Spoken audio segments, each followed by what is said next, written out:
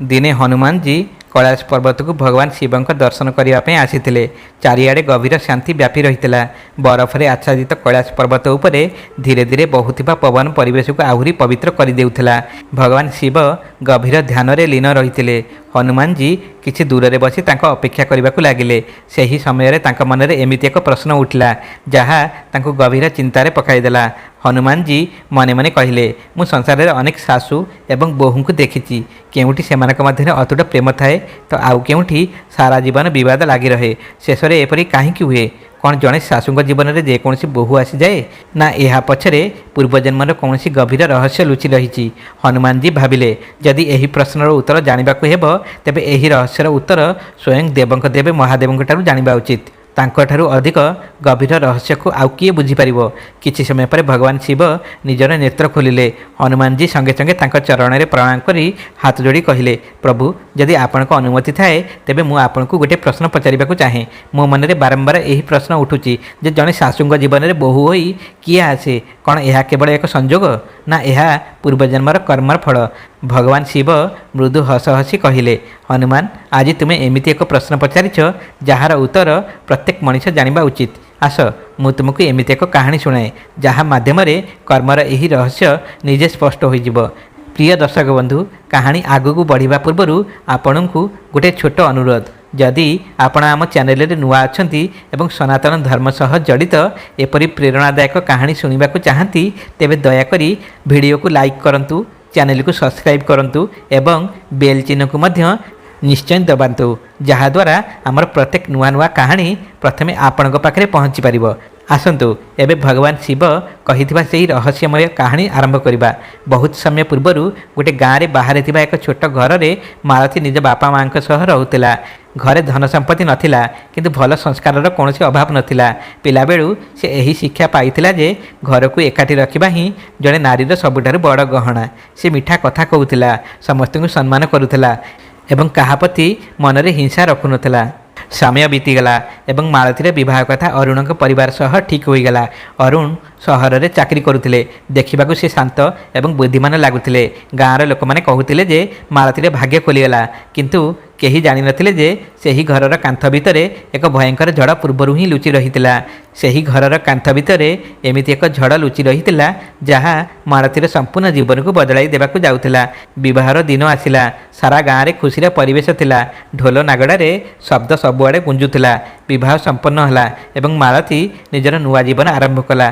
गृह प्रवेश समय मालती मुंड नुआई घरर चौकठ को प्रणाम कला। से मने मने प्रार्थना कला, हे प्रभु मते एमिति शक्ति दियंतु जहाद्वारा मु एई घर को निज घर करिपारिबी। सासू एसबू देखुतिले, तांका मुहरे हस थिला किंतु आखिरे आपणापण नथिला। मालती तांका चरण छुईला। सासू धीर स्वर रे कहिले, सबुबेले सधवा होई रुह। मालती हसी कहिला, मु पूरा चेष्टा करी जेपरी आपण को केबे भी अभियोग करने को पड़ो ना। सासू किछि उत्तर देले नहीं, चुपचाप सेठारु चलीगले। प्रथम 2-3 दिन सबकि साधारण थिला। घर को संपर्क मानकर आसवा जीवा लगी रही। समस्त सामने सासू मालती सह बहुत स्नेह कथा हेउतिले। बोहू टिके पानी आण, बोहू टिके मिठा परिसी दे। लोक माने कहते, भौणी तुमको तो बहुत भल बोहूटीए मिली।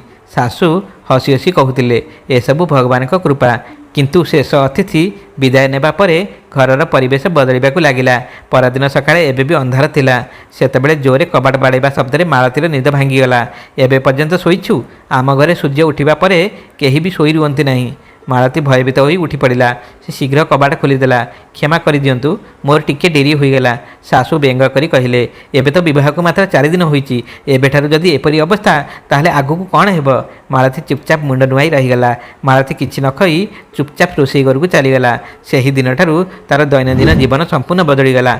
सकाळू सबुठारु आगुरु उठिबा, सारा अगणार झाड़ू देबा, पानी आनिबा, बासन माजिबा, कपड़ा धोइबा, रोषेई करिबा एवं तापरे सारा घर सफा करिबा।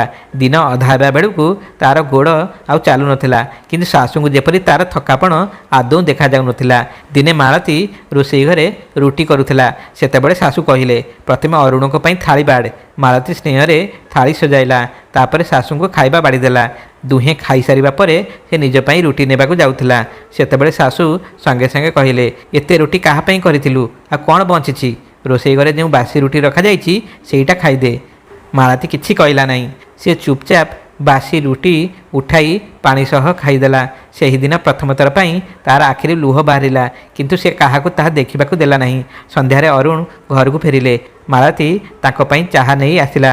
ସେ କିଛି କହିବା ପୂର୍ବରୁ ଶାଶୁ କହି ଉଠିଲେ, ତୋ ସ୍ତ୍ରୀକୁ କହିଦେ କାମରେ ଟିକେ ଶୀଘ୍ର କରିବା ଶିଖୁ।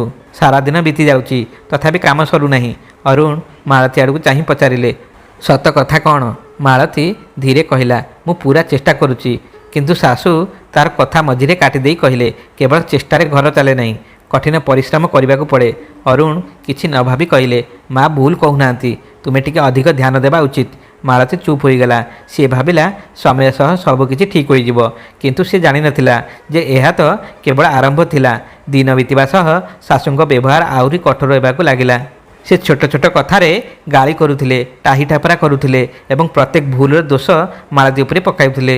କେବେ ଚାହାରେ ଚିନି କମ୍ ହୋଇଗଲେ ଗାଳି ପଡ଼ୁଥିଲା, ତ ଆଉ କେବେ ଡାଲିରେ ଲୁଣ ଅଧିକ ହୋଇଗଲେ ଗାଳି ଶୁଣିବାକୁ ପଡ଼ୁଥିଲା। ଅନେକ ଥର ଭୁଲ ମଧ୍ୟ ଅନ୍ୟ କାହାର ଥିଲା, କିନ୍ତୁ ଗାଳି ସବୁବେଳେ ମାଳତୀକୁ ହିଁ ଶୁଣିବାକୁ ପଡ଼ୁଥିଲା। ତଥାପି ମାଳତୀ ପ୍ରତ୍ୟେକ ଥର ମୁଣ୍ଡ ନୁଆଁଇ କେବଳ ଏତିକି କହୁଥିଲା, ମୋର ଭୁଲ ହୋଇଗଲା, ଆଗକୁ ଧ୍ୟାନ ରଖିବି। ଦିନେ ରାତିରେ ମାଳତୀ ରୋଷେଇ ଘର ସଫା କରୁଥିଲା। ସେତେବେଳେ ସେ ଘର ଭିତରୁ ଶାଶୁଙ୍କ ସ୍ୱର ଶୁଣିଲା। ଶାଶୁ ଅରୁଣକୁ କହୁଥିଲେ, ପୁଅ, ମୁଁ ଦୁନିଆ ଦେଖିସାରିଛି। ଏହି ଝିଅଟି ଉପରୁ ଯେତେ ସରଳ ଦେଖାଯାଉଛି ସେତେ ସରଳ ନୁହେଁ। ଏବେଠାରୁ ଏହାକୁ ନ ସମ୍ଭାଳିଲେ ଆଗକୁ ଯାଇ ଇଏ ଘର ଉପରେ ରାଜ କରିବ। ଅରୁଣ କିଛି ସମୟ ଚୁପ୍ ରହିଲେ, ତାପରେ କହିଲେ, ମା ଆପଣ ଏପରି କାହିଁକି କହୁଛନ୍ତି? ଶାଶୁ ସେତେବେଳେ ଗଭୀର ନିଶ୍ୱାସ ନେଇ କହିଥିଲେ, ଏବେ ତୁ ବୁଝିପାରିବୁ ନାହିଁ। ମୁଁ ଏହାର ପ୍ରତ୍ୟେକ କାମ ଉପରେ ନଜର ରଖିଛି। ସମୟ ଆସୁ ତୁ ସବୁକିଛି ବୁଝିଯିବୁ। ତୁ ଏବେ ବୁଝିପାରିବୁ ନାହିଁ। ରୋଷେଇ ଘରର କବାଟ ପଛରେ ଠିଆ ହୋଇଥିବା ମାଳତୀର ହାତ ଥରିବାକୁ ଲାଗିଲା। ସେ ସ୍ୱପ୍ନରେ ମଧ୍ୟ କେବେ ଭାବିନଥିଲା ଯେ ଯେଉଁ ଘରକୁ ସେ ନିଜର ବୋଲି ଭାବି ଆସିଛି ସେହି ଘରରେ ତା ବିରୁଦ୍ଧରେ ଏପରି କଥା କୁହାଯାଉଅଛି। ତାର ଆଖିରୁ ଲୁହ ବୋହିବାକୁ ଲାଗିଲା, କିନ୍ତୁ ସେ ନିଜ ଓଢ଼ଣୀରେ ଲୁହ ପୋଛିଦେଲା। ସିଏ ଚାହୁଁଥିଲେ ସେହି ସମୟରେ ଯାଇ ଅରୁଣକୁ କହିପାରିଥାନ୍ତା ଯେ ସେ ସବୁକିଛି ଶୁଣିସାରିଛି, କିନ୍ତୁ ସେ ଏପରି କଲା ନାହିଁ। ସିଏ ଭାବିଲା, ଯଦି ମୁଁ ଏବେ କିଛି କହିବି ତାହେଲେ ସେମାନଙ୍କୁ ଲାଗିବ ଯେ ମୁଁ ମା ପୁଅଙ୍କ ମଧ୍ୟରେ ଫାଟ ସୃଷ୍ଟି କରିବାକୁ ଚାହୁଁଛି। ସେଥିପାଇଁ ସେ ଚୁପ୍ ରହିବାକୁ ହିଁ ଭଲ ବୋଲି ଭାବିଲା। ଏହାପରେ କ'ଣ ହେବ ଦେଖନ୍ତୁ। ତାପରେ ପୁଣି ସେହି ଘଟଣା ଆରମ୍ଭ ହୋଇଗଲା। କୁକୁଡ଼ାର ପ୍ରଥମ ଡାକ ମଧ୍ୟ ଶୁଣାଯାଇ ନଥିଲା। ଶାଶୁ କବାଟ ବାଡ଼ାଇବା ଆରମ୍ଭ କରିଦେଲେ। ବୋହୂ, ଆଉ କେତେ ସମୟ ଶୋଇ ରହିବୁ? ସୂର୍ଯ୍ୟ ଉଠିଗଲା ପରେ ଉଠିବୁ କି? ମାଳତୀ ସଙ୍ଗେ ସଙ୍ଗେ ଉଠି ପଡ଼ିଲା ଏବଂ କିଛି ନ କହି କାମରେ ଲାଗିଗଲା। ସେ ଅଗଣା ସଫା କଲା, ପାଣି ଆଣିଲା, ଚୁଲା ଜାଳିଲା ଏବଂ ରୋଷେଇ ଘରେ ଜଳଖିଆ ପ୍ରସ୍ତୁତ କରିବାକୁ ଲାଗିଲା। ସେହି ସମୟରେ ଶାଶୁ ଭିତରକୁ ଆସିଲେ। ସେ ପନିପରିବାର ତରକାରୀ ଦେଖି କହିଲେ, ଏତେ ତେଲ କାହିଁକି ପକାଉଛୁ? ତୋ ବାପଘରୁ ଆଣିଛୁ କି? ମାଳତୀ ଭୟଭୀତ ହୋଇଗଲା। ସିଏ କହିଲା, ମୁଁ ତ ସବୁବେଳେ ଯେପରି କରେ ସେହିପରି କରିଛି। ଶାଶୁ କହିଲେ, ମୋ ସହିତ ଯୁକ୍ତି କରନି, ନିଜର ଭୁଲ ସ୍ୱୀକାର କରିବା ଶିଖ। ମାଳତୀ ଚୁପଚାପ ମୁଣ୍ଡ ନୁଆଇଁ ଦେଲା। କିଛି ସମୟ ପରେ ଅରୁଣ ପ୍ରସ୍ତୁତ ହୋଇ ଖାଇବାକୁ ବସିଲେ। ଶାଶୁ ବହୁତ ସ୍ନେହରେ ତାଙ୍କ ଥାଳି ସଜାଇ ଦେଲେ। ପୁଅ, ଗରମ ଗରମ ରୁଟି ଖାଇନେ, ତୁ ଚାକିରି କରିଛୁ, ତୋର ଶକ୍ତି ଦରକାର। ଅରୁଣ ହସି ହସି ଖାଇବାକୁ ଲାଗିଲେ। ମାଳତୀ ରୋଷେଇ ଘରେ ଠିଆ ହୋଇ ଆଉ ରୁଟି ସେକୁଥିଲା। ଶାଶୁ ଜାଣିଶୁଣି ସବୁ ତରକାରୀ ଏବଂ ଡାଲି ଅରୁଣଙ୍କ ଥାଳିରେ ଦେଇଦେଲେ। ତାପରେ ନିଜେ ମଧ୍ୟ ଖାଇଦେଲେ। ଯେତେବେଳେ ଦୁହେଁ ଉଠିଗଲେ ମାଳତୀ ଦେଖିଲା ଯେ ତା ପାଇଁ କେବଳ ଅଧା ଶୁଖିଲା ରୁଟି ବଞ୍ଚିଛି। ସେ ଚୁପଚାପ ସେହି ରୁଟି ଖାଇଦେଲା। ଏବେ ଏହା ପ୍ରତିଦିନର କଥା ହୋଇଯାଇଥିଲା। କେବେ ତାକୁ ବାସି ରୁଟି ମିଳୁଥିଲା, ତ କେବେ କେବଳ ଲୁଣ ସହ ଶୁଖିଲା ରୁଟି, ଆଉ ଅନେକ ଥର ତ ସାରାଦିନ କେବଳ ପାଣି ପିଇ ରହିବାକୁ ପଡ଼ୁଥିଲା। କିନ୍ତୁ ସନ୍ଧ୍ୟାରେ ଯେତେବେଳେ ଦିନେ ଅରୁଣ ପଚାରିଥିଲେ, ମାଳତୀ, ତୁ ଖାଇସାରିଛୁ ତ? ସେତେବେଳେ ଶାଶୁ ସଙ୍ଗେ ସଙ୍ଗେ କହି ଉଠିଥିଲେ, ଆରେ ପୁଅ, ୟାକୁ ତ ବାରମ୍ବାର ଭୋକ ଲାଗେ, ଦିନବେଳେ ତ ପେଟ ପୁରା ଖାଇ ଉଠିଛି। ଅରୁଣ କିଛି ନ ଭାବି ମାଆଙ୍କ କଥାରେ ସତ ବୋଲି ବିଶ୍ୱାସ କରୁଥିଲେ। ଧୀରେ ଧୀରେ ମାଳତୀର ମୁହଁ ଶୁଖିଗଲା। ତାର ଶରୀର ଦୁର୍ବଳ ହେବାକୁ ଲାଗିଲା। ଆଖି ତଳେ କଳା ଦାଗ ଦେଖାଯିବାକୁ ଲାଗିଲା। ଦିନେ ପଡ଼ୋଶୀ ଘରର ଜଣେ ବୟସ୍କା ମହିଳା ଘରକୁ ଆସିଥିଲେ। ସେ ମାଳତୀକୁ ଦେଖି ଆଶ୍ଚର୍ଯ୍ୟ ହୋଇ କହିଲେ, ବୋହୂ, ତୁ ଏତେ ଦୁର୍ବଳ କେମିତି ହୋଇଗଲୁ? ମାଳତୀ କିଛି କହିବା ପୂର୍ବରୁ ଶାଶୁ ହସି ହସି କହିଲେ, ଆରେ ଭଉଣୀ, ୟାକୁ ତ କାମ କରିବାର ଅଭ୍ୟାସ ହିଁ ନାହିଁ। ଟିକିଏ କାମ କରିଦେଲେ ଏମିତି ମୁହଁ କରେ ଯେମିତି ପାହାଡ଼ ଉଠାଇ ଦେଇଛି। ବୃଦ୍ଧା ମହିଳା ମାଳତୀ ଆଡ଼କୁ ଚାହିଁଲେ। ମାଳତୀ ହାଲୁକା ହସି କଥାକୁ ଏଡ଼ାଇ ଦେଲା। ସେ କାହାକୁ ବି ନିଜର ଦୁଃଖ କହିଲା ନାହିଁ। ରାତିରେ ଅରୁଣ ଘରକୁ ଆସିଲେ। ମାଳତୀ ସାହସ କରି କହିଲା, ମୋର ଆପଣଙ୍କ ସହ ଗୋଟେ କଥା ଅଛି। ଅରୁଣ କପଡ଼ା ବଦଳାଉ ବଦଳାଉ କହିଲେ, କ'ଣ କଥା? ମାଳତୀ ପଚାରିଲା, ଆପଣଙ୍କୁ ସତରେ ଲାଗୁଛି କି ମୁଁ କାମ କରୁନାହିଁ? ଅରୁଣ ତା ଆଡ଼କୁ ନ ଚାହିଁ କହିଲେ, ମା କାହିଁକି ମିଛ କହିବେ? ସେ ସାରା ଜୀବନ ଘର ସମ୍ଭାଳିଛନ୍ତି, ତାଙ୍କର ଲୋକ ଚିହ୍ନିବାରେ ଅନୁଭବ ଅଛି। ମାଳତୀର ଆଖି ଲୁହରେ ଭରିଗଲା। ସେ ଧୀରେ କହିଲା, କିନ୍ତୁ ଆପଣ କେବେ ମୋତେ ପଚାରିଲେ ନାହିଁ ଯେ ସତ କ'ଣ? ଅରୁଣ ଟିକେ ରାଗି ଯାଇ କହିଲେ, ସବୁ କଥାରେ ସଫେଇ ଦେବା ବନ୍ଦ କର। ଯଦି ମା କିଛି କହୁଛନ୍ତି ତା ପଛରେ ନିଶ୍ଚୟ କୌଣସି କାରଣ ଥିବ।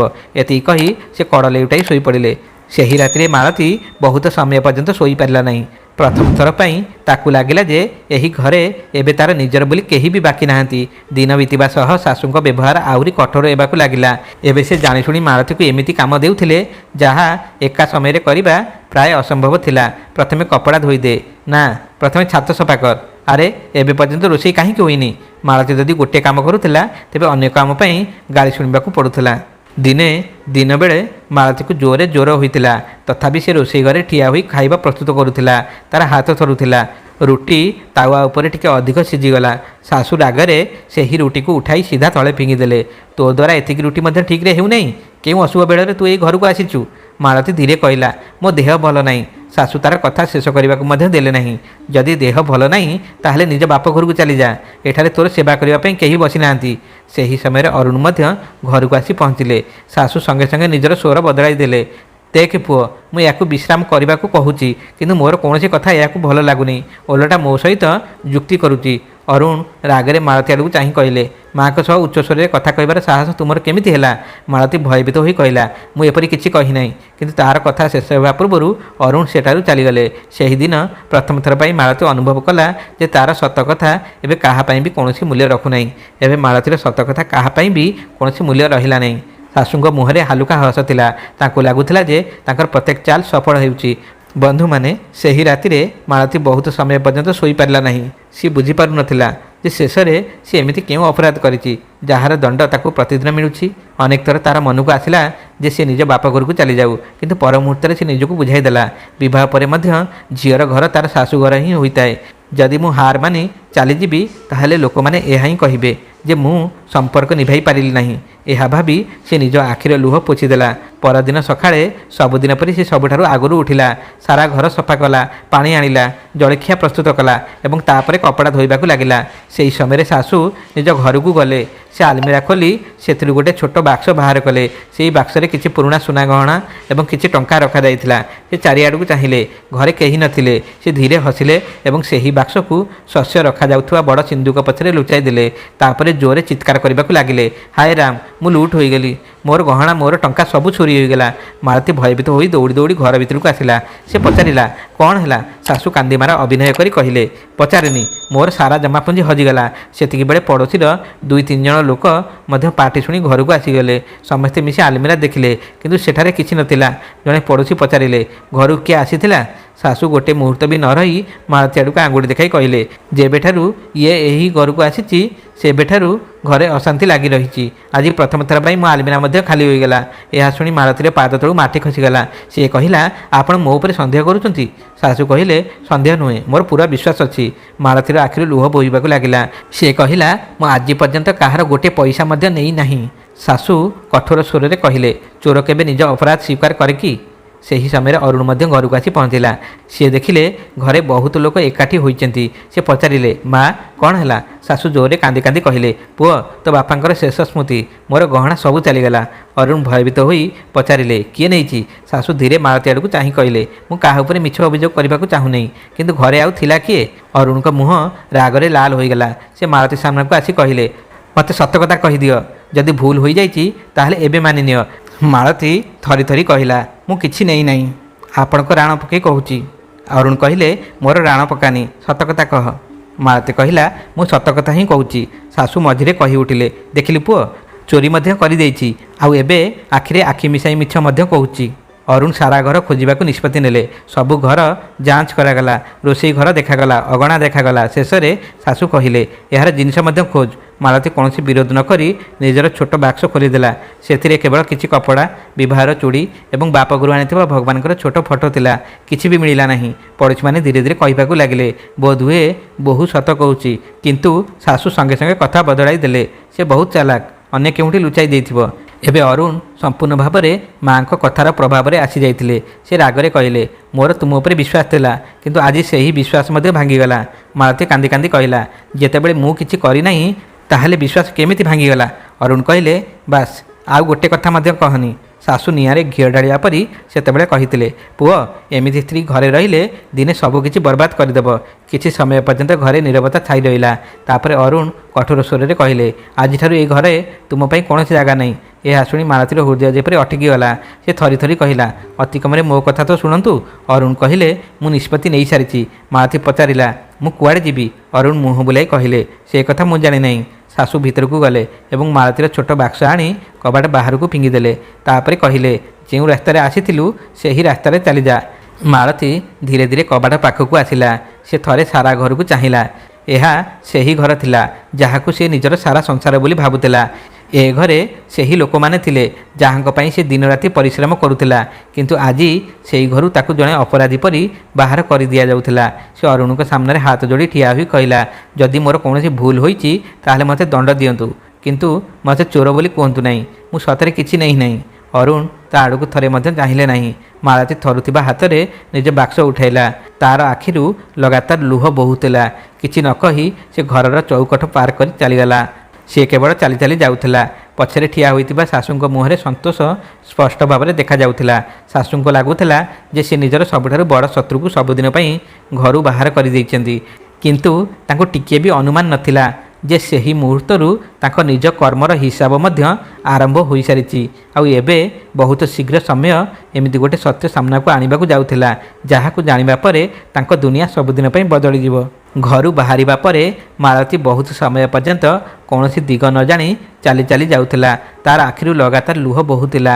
ହାତରେ କେବଳ ଗୋଟିଏ ଛୋଟ ବାକ୍ସ ଥିଲା ଏବଂ ଦେହରେ ସେହି ଶାଢ଼ୀ ଥିଲା ଯାହା ପିନ୍ଧି କିଛି ଦିନ ପୂର୍ବରୁ ସେ ଏହି ଘରକୁ ବୋହୂ ହୋଇ ଆସିଥିଲା। ରାସ୍ତାରେ ଅନେକ ଲୋକ ମିଳିଲେ। କେହି ତାକୁ ଦେଖି ଆଗକୁ ଚାଲିଗଲେ। ଆଉ କେହି ମଧ୍ୟ ଏତିକି ପଚାରିଲେ ନାହିଁ ଯେ ସେ ଏହି ଅବସ୍ଥାରେ ଏକୁଟିଆ କୁଆଡ଼େ ଯାଉଛି। ଧୀରେ ଧୀରେ ସନ୍ଧ୍ୟା ହେବାକୁ ଲାଗିଲା। ଆକାଶରେ କଳା ବାଦଲ ଘୋଟି ଆସିଲା। ଜୋରରେ ପବନ ବହିବାକୁ ଲାଗିଲା। କିଛି ସମୟ ପରେ ବର୍ଷା ଆରମ୍ଭ ହୋଇଗଲା। ମାଳତୀ ଗୋଟିଏ ପୁରୁଣା ଅଶ୍ୱସ୍ଥ ଗଛ ତଳେ ଯାଇ ଠିଆ ହୋଇଗଲେ। ତାର କପଡ଼ା ସମ୍ପୂର୍ଣ୍ଣ ଭିଜି ଯାଇଥିଲା। ସକାଳଠାରୁ ତା ପେଟକୁ ଗୋଟିଏ ଦାନା ଖାଦ୍ୟ ମଧ୍ୟ ଯାଇନଥିଲା। ଦୁର୍ବଳତା କାରଣରୁ ତାର ଗୋଡ଼ ଥରୁଥିଲା। ସେ ଗଛକୁ ଆଉଜି ବସିଗଲା ଏବଂ ଧୀରେ କହିଲା, ହେ ପ୍ରଭୁ, ଯଦି ମୋର କୌଣସି ଭୁଲ ହୋଇଛି ତାହାର ଦଣ୍ଡ ମୋତେ ଦିଅନ୍ତୁ, କିନ୍ତୁ ମୋତେ ଏତିକି ସାହସ ଦିଅନ୍ତୁ ଯେ ମୁଁ କେବେ ଭାଙ୍ଗି ନ ପଡ଼େ। ଏତିକି କହୁ କହୁ ତାର ଆଖି ଲାଗିଗଲା। ସକାଳେ ପକ୍ଷୀମାନଙ୍କର ସ୍ୱରରେ ତାର ନିଦ ଭାଙ୍ଗିଲା। ସାରା ଶରୀରରେ ଯନ୍ତ୍ରଣା ଥିଲା ଏବଂ ତାକୁ ଜୋରରେ ଜ୍ୱର ହେବା ପରି ଲାଗୁଥିଲା। ସେ ପାଖ ପୋଖରୀରୁ ପାଣି ପିଇଲା ଏବଂ ପୁଣି ଆଗକୁ ଚାଲିବାକୁ ଲାଗିଲା। ଅନେକ ଘଣ୍ଟା ଚାଲିବା ପରେ ସେ ଦୂରରେ ଗୋଟିଏ ଛୋଟ ଆଶ୍ରମ ଦେଖିଲା।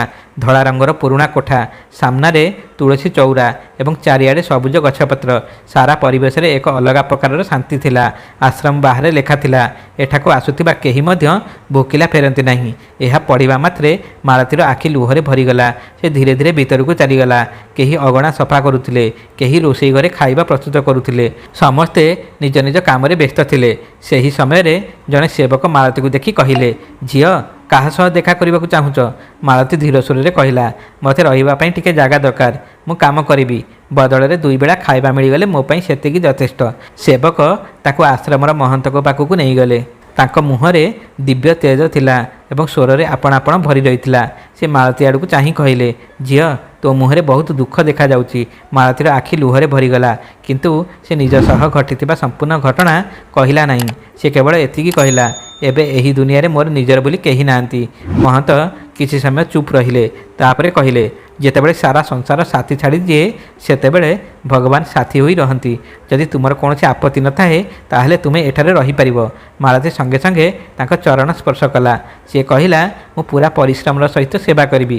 ସେହି ଦିନଠାରୁ ମାଳତୀର ନୂଆ ଜୀବନ ଆରମ୍ଭ ହେଲା। ସେ ପ୍ରତିଦିନ ବ୍ରହ୍ମ ମୁହୂର୍ତ୍ତରେ ଉଠୁଥିଲା। ସର୍ବପ୍ରଥମେ ସାରା ଆଶ୍ରମର ଝାଡ଼ୁ କରୁଥିଲା, ମନ୍ଦିର ସଫା କରୁଥିଲା, ଅଗଣା ଧୋଉଥିଲା। ତାପରେ ରୋଷେଇ ଘରକୁ ଯାଇ ପନିପରିବା କାଟୁଥିଲା, ବାସନ ମାଜୁଥିଲା ଏବଂ ଖାଦ୍ୟ ପ୍ରସ୍ତୁତିରେ ସାହାଯ୍ୟ କରୁଥିଲା। ସାରା ଦିନ କାମ କରିବା ପରେ ମଧ୍ୟ ତା ମୁହଁରେ କୌଣସି ଅଭିଯୋଗ ନଥିଲା। ଆଶ୍ରମର ଲୋକମାନେ ମଧ୍ୟ ତାର ଶାନ୍ତ ସ୍ୱଭାବରେ ପ୍ରଭାବିତ ହେବାକୁ ଲାଗିଲେ। ଦିନେ ରୋଷେଇ ଘରେ କାମ କରୁଥିବା ସମୟରେ ଜଣେ ବୃଦ୍ଧା ମହିଳା କହିଲେ, ଝିଅ, ତୁ ଏତେ କାମ କରୁଛୁ ତଥାପି କେବେ ଥକି ପଡ଼ୁନାହୁଁ। ମାଳତୀ ହାଲୁକା ହସି କହିଲା, ଯେତେବେଳେ ମନ ଭାଙ୍ଗିଯାଏ ସେତେବେଳେ ଶରୀରର ଥକାପଣ ଅନୁଭବ ହୁଏ ନାହିଁ। ବୃଦ୍ଧା ମହିଳା ତା କଥା ଶୁଣି ଚୁପ୍ ହୋଇଗଲେ। ତାଙ୍କୁ ଲାଗିଲା ଏହି ଝିଅର ହୃଦୟରେ ବହୁତ ବଡ଼ ଦୁଃଖ ଲୁଚି ରହିଛି। ଦିନ ବିତିବାକୁ ଲାଗିଲା। ଏବେ ମାଳତୀ ଆଶ୍ରମକୁ ଆସିବା ପ୍ରାୟ 1 ମାସ ହୋଇଯାଇଥିଲା। ସେ କେବଳ ସେବା କରୁଥିଲା, କିନ୍ତୁ ନିଜ ବିଷୟରେ କାହାକୁ କିଛି କହୁନଥିଲା। ଦିନେ ସନ୍ଧ୍ୟାରେ ମନ୍ଦିରରେ ଆଳତୀ ସରିବା ପରେ ସେ ଏକୁଟିଆ ବସିଥିଲା। ସେତେବେଳେ ତା'ର ନଜର ଆଶ୍ରମ ପଛରେ ଥିବା ଗୋଟେ ଛୋଟ କୋଠରୀ ଉପରେ ପଡ଼ିଲା। ସେଠାରେ ପ୍ରତିଦିନ ଜଣେ ବହୁତ ବୃଦ୍ଧା ମହିଳା ବସି ରହୁଥିଲେ। ଧଳା କେଶ, କୁଞ୍ଚିତ ମୁହଁ, କିନ୍ତୁ ତାଙ୍କ ଆଖିରେ ଏମିତି ତେଜ ଥିଲା ଯେ କେହି ମଧ୍ୟ ତାଙ୍କୁ ଦେଖିଲେ ସହଜରେ ମୁଣ୍ଡ ନୁଆଇଁ ଦେଉଥିଲେ। ଆଶ୍ରମର ସମସ୍ତ ଲୋକ ତାଙ୍କୁ ବହୁତ ସମ୍ମାନ କରୁଥିଲେ। ମାଳତୀ ତାଙ୍କୁ ଅନେକ ଥର ଦେଖୁଥିଲା, କିନ୍ତୁ କେବେ ତାଙ୍କ ସହ କଥା ହେବାର ସାହସ କରିପାରିନଥିଲା। ପରଦିନ ସକାଳେ ସେ ଅଗଣାରେ ଝାଡ଼ୁ କରୁଥିବା ବେଳେ ତା ହାତରୁ ପାଣି ବାଲ୍ଟି ଖସିଗଲା। ପାଣି ଚାରିଆଡ଼େ ବ୍ୟାପିଗଲା। ମାଳତୀ ଭୟଭୀତ ହୋଇ ଶୀଘ୍ର ଶୀଘ୍ର ପାଣି ସଫା କରିବାକୁ ଲାଗିଲା। ସେହି ସମୟରେ ସେହି ବୃଦ୍ଧା ମହିଳା ଧୀରେ ଧୀରେ ତା ପାଖକୁ ଆସିଲେ। ସେ କିଛି ନ କହି ଆଉ ଗୋଟେ ବାଲ୍ଟି ଉଠାଇ ମାଳତୀକୁ ସାହାଯ୍ୟ କରିବାକୁ ଲାଗିଲେ। ମାଳତୀ ଭୟଭୀତ ହୋଇ କହିଲା, ମା, ଆପଣ ରୁହନ୍ତୁ, ମୁଁ କରିଦେବି। ବୃଦ୍ଧା ମହିଳା ହସି କହିଲେ, ଯେଉଁ ମନ ଅନ୍ୟର ବୋଝ ଉଠାଇବାରେ ଅଭ୍ୟସ୍ତ, ସେ କେବେ କାହାର ସାହାଯ୍ୟ ନେବାକୁ ଲଜ୍ଜା କରିବା ଉଚିତ ନୁହେଁ। ମାଳତୀ ପ୍ରଥମ ଥର ପାଇଁ ତାଙ୍କ ଆଖିକୁ ଚାହିଁଲା।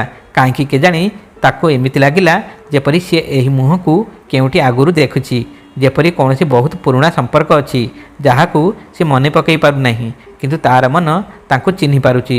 ବୃଦ୍ଧା ମହିଳା ମାଳତୀର ମୁଣ୍ଡ ଉପରେ ହାତ ରଖିଲେ। ତାପରେ ଧୀରେ କହିଲେ, ଝିଅ, ତୁ ବହୁତ ସହି ସାରିଲୁଣୁ।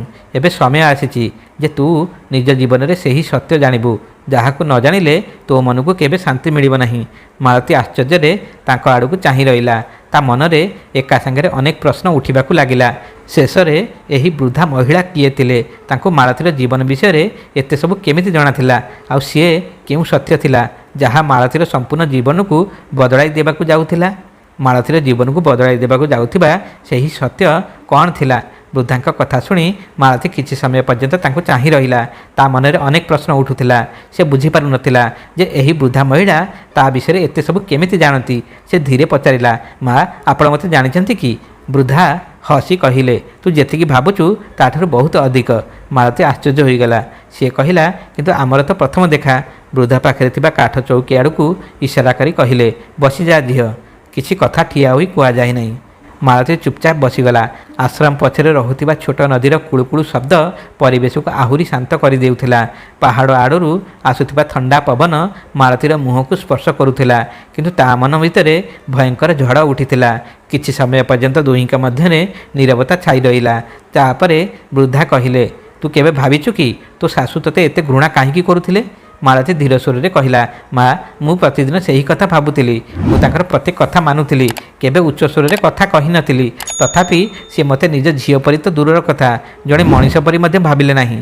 ତା'ର ସ୍ୱର ଭାରି ହୋଇଗଲା। ମୁଁ ଅନେକ ଥର ଭାବିଥିଲି ବୋଧହୁଏ ମୋର କୌଣସି ଭୁଲ ହୋଇଥିବ, କିନ୍ତୁ ଆଜି ପର୍ଯ୍ୟନ୍ତ ମୁଁ ବୁଝିପାରିଲି ନାହିଁ ଯେ ମୋର ଭୁଲ କ'ଣ ଥିଲା। ବୃଦ୍ଧା ଗଭୀର ନିଶ୍ୱାସ ନେଇ କହିଲେ, ଝିଅ, ବେଳେବେଳେ ଭୁଲ ଏହି ଜନ୍ମର ହୋଇନଥାଏ। ମାଳତୀ ଚମକି ତାଙ୍କ ଆଡ଼କୁ ଚାହିଁ କହିଲା, ମାନେ? ବୃଦ୍ଧା କହିଲେ, ମଣିଷ କେବଳ ଶରୀର ବଦଳାଏ, କର୍ମ ନୁହେଁ। କର୍ମ ନିଜର ଲକ୍ଷ୍ୟକୁ ଦିନେ ନା ଦିନେ ଖୋଜି ନେଇଥାଏ। ମାଳତୀ ତାଙ୍କ କଥା ଧ୍ୟାନର ସହିତ ଶୁଣୁଥିଲା।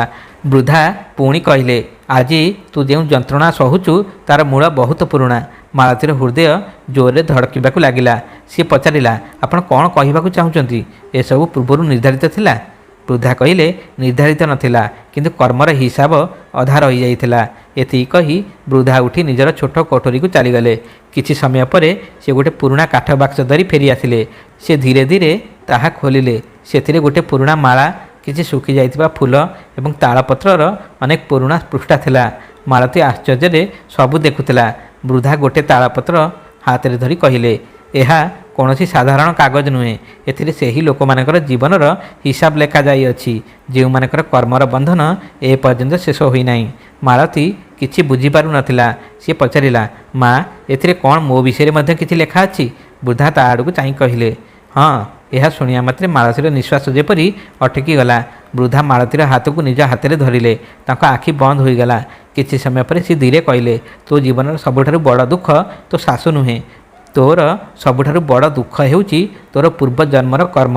ମାଳତୀର ଆଖିରୁ ଲୁହ ବୋହିବାକୁ ଲାଗିଲା। ସେ ପଚାରିଲା, ଯଦି ମୁଁ କୌଣସି ଭୁଲ କରିଥିଲି ତାହେଲେ ମୋର ସେ କଥା ମନେ କାହିଁକି ନାହିଁ? ବୃଦ୍ଧା ସ୍ନେହରେ ତା ମୁଣ୍ଡ ଉପରେ ହାତ ରଖି କହିଲେ, ଏହା ହିଁ ଭଗବାନଙ୍କର ବ୍ୟବସ୍ଥା। ଯଦି ପ୍ରତ୍ୟେକ ମଣିଷକୁ ନିଜର ସମସ୍ତ ଜନ୍ମ ମନେ ରହିଥାନ୍ତା ତାହେଲେ କେହି ମଧ୍ୟ ଶାନ୍ତିରେ ବଞ୍ଚିପାରି ନଥାନ୍ତେ। ମାଳତୀ ଚୁପ୍ ହୋଇଗଲା। ବୃଦ୍ଧା ପୁଣି କହିଲେ, କିନ୍ତୁ ସମୟ ଆସିଲେ ସତ୍ୟ ନିଜେ ସାମ୍ନାକୁ ଆସିଯାଏ। ଏତିକି କହି ସେ ମାଳତୀକୁ କହିଲେ, ଆଜି ରାତିରେ ଭୋଜନ ପରେ ମୋ ପାଖକୁ ଆସ। ମୁଁ ତୋତେ ସେହି ଦୃଶ୍ୟ ଦେଖାଇବି ଯାହାକୁ ଦେଖିବା ପରେ ତୋ ମନର ସବୁ ପ୍ରଶ୍ନ ଶେଷ ହୋଇଯିବ। ସାରାଦିନ ମାଳତୀର ମନ କାମରେ ଲାଗିଲା ନାହିଁ। ସେ ଝାଡ଼ୁ କରୁଥିଲା, କିନ୍ତୁ ବାରମ୍ବାର ତାର ମନ ବୃଦ୍ଧାଙ୍କ କଥା ଆଡ଼କୁ ଚାଲି ଯାଉଥିଲା। ସତରେ କ'ଣ ତାର ବର୍ତ୍ତମାନ ଜୀବନ କୌଣସି ପୂର୍ବଜନ୍ମ ସହିତ ଜଡ଼ିତ ଥିଲା? ତାର ଶାଶୁ କ'ଣ ବିନା କାରଣରେ ତାକୁ ଘୃଣା କରୁନଥିଲେ? ଆଉ ଯଦି ଏସବୁ କର୍ମର ଫଳ ଥିଲା ତାହେଲେ ସିଏ ଏମିତି କ'ଣ କରିଥିଲା? ରାତିରେ ଆଳତୀ ସରିଗଲା। ସମସ୍ତେ ଭୋଜନ କରି ନିଜ ନିଜ କୋଠରୀକୁ ଚାଲିଗଲେ। ମାଳତୀ ଧୀରେ ଧୀରେ ବୃଦ୍ଧାଙ୍କ କୋଠରୀ ଆଡ଼କୁ ଗଲା। କୋଠରୀ ଭିତରେ ଗୋଟିଏ ଦୀପ ଜଳୁଥିଲା। ବୃଦ୍ଧା ପୂର୍ବରୁ ତାର ଅପେକ୍ଷା କରି ବସିଥିଲେ। ସେ କବାଟ ବନ୍ଦ କରିଦେଲେ ଏବଂ ମାଳତୀକୁ ନିଜ ସାମ୍ନାରେ ବସିବାକୁ ଇସାରା ଦେଲେ। ତାପରେ ସେ ମାଟିର ଗୋଟିଏ ଛୋଟ ପାତ୍ରରେ ଗଙ୍ଗା ଜଳ ଢାଳିଲେ। ସେଥିରେ କିଛି ତୁଳସୀ ପତ୍ର ପକାଇଲେ ଏବଂ ଆଖି ବନ୍ଦ କରି ପ୍ରାର୍ଥନା କରିବାକୁ ଲାଗିଲେ। କୋଠରୀର ପରିବେଶ ହଠାତ୍ ବହୁତ ଶାନ୍ତ ହୋଇଗଲା। ଏମିତି ଲାଗୁଥିଲା ଯେପରି ସମୟ ନିଜେ ଅଟକି ଯାଇଛି। କିଛି ସମୟ ପରେ ବୃଦ୍ଧା ଆଖି ଖୋଲିଲେ। ସେ ପାତ୍ର ଭିତରକୁ ଚାହିଁ କହିଲେ, ଝିଅ, ଏବେ ତୁ ଯାହା ଦେଖିବାକୁ ଯାଉଛୁ ତାହା ଦେଖି ଭୟ କରିବୁ ନାହିଁ। ଏହା ତୋ ଜୀବନର ସବୁଠାରୁ ବଡ଼ ସତ୍ୟ। ମାଳତୀ ଥରୁଥିବା ଦେହରେ ସେହି ପାତ୍ର ଆଡ଼କୁ ଚାହିଁଲା। ପ୍ରଥମେ ତାକୁ କେବଳ ପାଣି ଦେଖାଗଲା, କିନ୍ତୁ ଧୀରେ ଧୀରେ ସେହି ପାଣି ଭିତରେ ହାଲୁକା ହାଲୁକା ଦୃଶ୍ୟ ଦେଖାଯିବାକୁ ଲାଗିଲା। ଗୋଟେ ବହୁତ ବଡ଼ ବଙ୍ଗଳା ପରି ଘର, ତା ଅଗଣାରେ ଠିଆ ହୋଇଥିବା ଜଣେ କଠୋର ସ୍ୱଭାବର ସ୍ତ୍ରୀ ଏବଂ ତାଙ୍କ ସାମ୍ନାରେ ମୁଣ୍ଡ ନୁଆଇଁ ଠିଆ ହୋଇଥିବା ଜଣେ ଯୁବତୀ ବୋହୂ। ମାଳତୀର ହୃଦୟ ଜୋରରେ ଧଡ଼କିବାକୁ ଲାଗିଲା। ତାକୁ ଲାଗିଲା ସେହି ମୁହଁ, ସେହି ଅଗଣା ଏବଂ ସେହି ସ୍ତ୍ରୀ କୌଣସି ଅଜଣା ସ୍ମୃତି ପରି ତା ଭିତରେ ଜାଗ୍ରତ ହେବାକୁ ଲାଗିଛନ୍ତି। ବୃଦ୍ଧା ଗମ୍ଭୀର ସ୍ୱରରେ କହିଲେ, ଧ୍ୟାନର ସହିତ ଦେଖ ଝିଅ, ଇଏ ସେହି ଦିନ ଯେଉଁଠାରୁ ତୋ ବର୍ତ୍ତମାନ ଜୀବନର କାହାଣୀ ପ୍ରକୃତରେ ଆରମ୍ଭ ହୋଇଥିଲା। ବୃଦ୍ଧାଙ୍କ କଥା ଶୁଣି ମାଳତୀର ହୃତ୍ସ୍ପନ୍ଦନ ଆହୁରି ବଢ଼ିଗଲା। ତାର ଆଖି ସେହି ପାତ୍ର ଭିତରେ ଦେଖାଯାଉଥିବା ଦୃଶ୍ୟ ଉପରେ ଅଟକି ରହିଗଲା। ଧୀରେ ଧୀରେ ସବୁକିଛି ସ୍ପଷ୍ଟ ହେବାକୁ ଲାଗିଲା। ସେହି ବିଶାଳ ବଙ୍ଗଳା ଦେଖାଗଲା। ଅଗଣାରେ ଅନେକ ଚାକର ବାକର ଥିଲେ। ସେହି ବଙ୍ଗଳାରେ ଜଣେ କଠୋର ସ୍ୱଭାବର ଶାଶୁ ରହୁଥିଲେ। ତାଙ୍କ ସାମ୍ନାରେ ଜଣେ ନୂଆ ବୋହୂ ମୁଣ୍ଡ ନୁଆଇଁ ଠିଆ ହୋଇଥିଲା। ବୃଦ୍ଧା କହିଲେ, ଧ୍ୟାନର ସହିତ ଦେଖ, ଏ ଆଉ କେହି ନୁହେଁ ବରଂ ତୋର ପୂର୍ବଜନ୍ମର ଦୃଶ୍ୟ। ଏତିକି ଶୁଣିବା ମାତ୍ରେ ମାଳତୀର ଶରୀରରେ ଶିହରଣ ଖେଳିଗଲା। ପର ମୁହୂର୍ତ୍ତରେ ସେ ଦେଖିଲା ସେହି ବଙ୍ଗଳାରେ ଶାଶୁ ନିଜ ବୋହୂ ଉପରେ ଚିତ୍କାର କରୁଛନ୍ତି। ପ୍ରଥମେ ସବୁ କାମ ସରା, ତାପରେ ଖାଇବା ମିଳିବ। ବିଚାରୀ ବୋହୂ ସକାଳୁ ସନ୍ଧ୍ୟା ପର୍ଯ୍ୟନ୍ତ କାମ କରୁଥିଲା, କିନ୍ତୁ ତାକୁ କେବେ ବି ପେଟ ପୂରା ଖାଇବାକୁ ମିଳୁନଥିଲା। ଅନେକ ଥର ତାକୁ କେବଳ ଶୁଖିଲା ରୁଟି ଏବଂ ପାଣି ଦେଇ ଶୁଆଇ ଦିଆଯାଉଥିଲା। ତାପରେ ଦୃଶ୍ୟ ବଦଳିଗଲା। ସେହି ଶାଶୁ ନିଜ ପୁଅ ସାମ୍ନାରେ ମିଛ କହୁଛନ୍ତି, ତୋ ସ୍ତ୍ରୀ ବହୁତ ଚାଲାକ, ସେ ତୋତେ ମୋ ଠାରୁ ଦୂର କରିବାକୁ ଚାହୁଁଛି। ପୁଅ ମଧ୍ୟ କିଛି ନ ଭାବି ନିଜ ମାଆଙ୍କ କଥାରେ ବିଶ୍ୱାସ କରିଦେଲା। କିଛି ସମୟ ପରେ ଆଉ ଏକ ଦୃଶ୍ୟ ଦେଖାଗଲା। ଶାଶୁ ମିଛ ଅଭିଯୋଗ ଲଗାଇ ନିଜ ବୋହୂକୁ ସମସ୍ତଙ୍କ ସାମ୍ନାରେ ଅପମାନିତ କଲେ। ଶେଷରେ ତାକୁ ଘରୁ ବାହାର କରିଦେଲେ। ସେହି ବୋହୂ କାନ୍ଦି କାନ୍ଦି ଘର ଛାଡ଼ି ଚାଲିଗଲା। କିଛି ଦିନ ଏଣେତେଣେ ବୁଲିଲା। ଗୋଟେ ମନ୍ଦିରରେ ସିଡ଼ି ଉପରେ ବସି ସେ ହାତ ଯୋଡ଼ି କହିଲା, ହେ ପ୍ରଭୁ, ଯିଏ ମୋତେ ଏତେ ଦୁଃଖ ଦେଇଛି ମୁଁ ତାକୁ ଅଭିଶାପ ଦେଉନାହିଁ। ମୁଁ କେବଳ ଏତିକି ଚାହୁଁଛି, ଦିନେ ସେ ନିଜ କର୍ମର ସତ୍ୟକୁ ବୁଝିପାରୁ। ଏତିକି କହି ସେ ଶେଷ ନିଶ୍ୱାସ ତ୍ୟାଗ କଲା। ମାଳତୀର ଆଖିରୁ ଲୁହ ବୋହିବାକୁ ଲାଗିଲା। ଥର ଥର କଣ୍ଠରେ ସେ ପଚାରିଲା, ମା, ସେଇ ନିଷ୍ଠୁର ଶାଶୁ କିଏ ଥିଲେ? ବୃଦ୍ଧା ଶାନ୍ତ ସ୍ୱରରେ କହିଲେ, ସିଏ ତୁ ହିଁ ଥିଲୁ ଝିଅ। ଏହା ଶୁଣି ମାଳତୀ ଯେପରି ପଥର ପାଲଟିଗଲା। ତା ଭିତରେ ଅଜବ ଅସ୍ଥିରତା ଅନୁଭବ ହେବାକୁ ଲାଗିଲା, ଯେପରି ଭୁଲି ଯାଇଥିବା ସ୍ମୃତି ସବୁ ଫେରି ଆସୁଛି। ବୃଦ୍ଧା ପୁଣି କହିଲେ, ଆଉ ଯେଉଁ ବୋହୂକୁ ତୁ ପୂର୍ବଜନ୍ମରେ ଘରୁ ବାହାର କରିଦେଇଥିଲୁ ସେହି ଆତ୍ମା ଏହି ଜନ୍ମରେ ତୋ ଶାଶୁ ହୋଇ ଆସିଛି। ସେ ତୋତେ ଚିହ୍ନି ନେଇଥିଲା, କିନ୍ତୁ ନିଜର ପୁରୁଣା କ୍ଷତକୁ ଭୁଲି ପାରିନଥିଲା।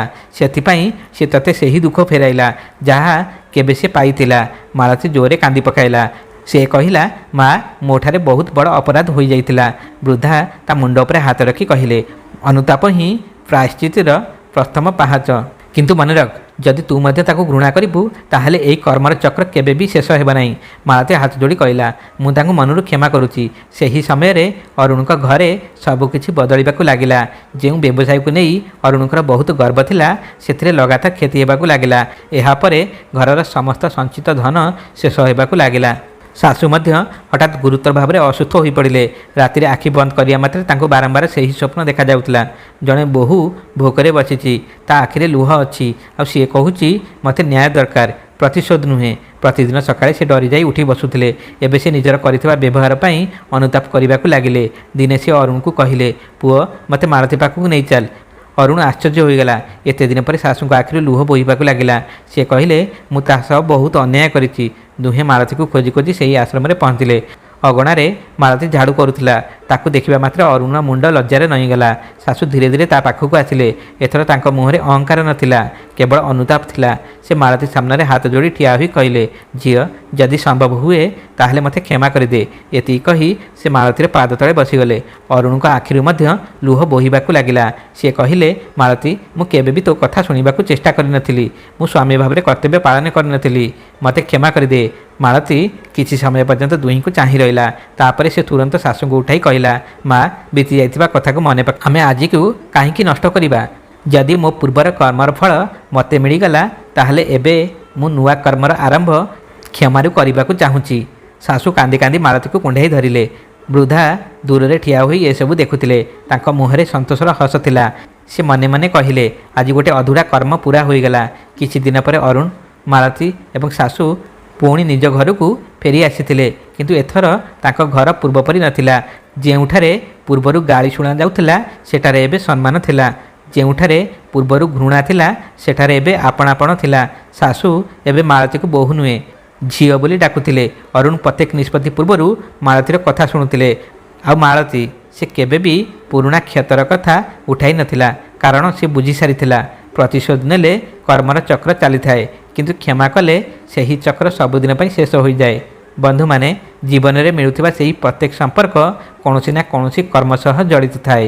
ସେଥିପାଇଁ କାହା ସହ ଅନ୍ୟାୟ କରିବା ପୂର୍ବରୁ ସବୁବେଳେ ମନେ ରଖନ୍ତୁ, ସମୟ ବଦଳିବାକୁ ବେଶୀ ଡେରି ଲାଗେ ନାହିଁ।